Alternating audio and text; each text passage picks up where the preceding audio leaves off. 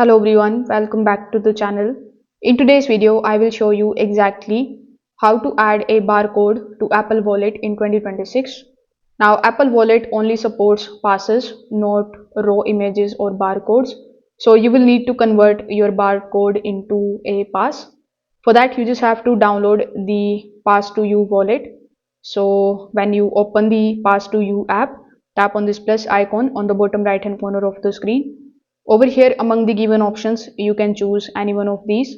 You can tap on the option of scan the barcode message or get the barcode from the image.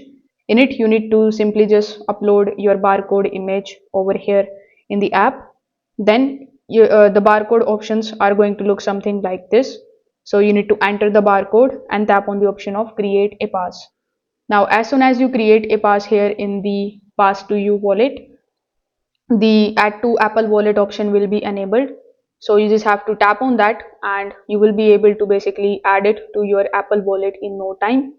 Now, if your barcode is already saved as an image, you can just simply tap on the option of upload the screenshot or the image, and then you can also follow the same steps.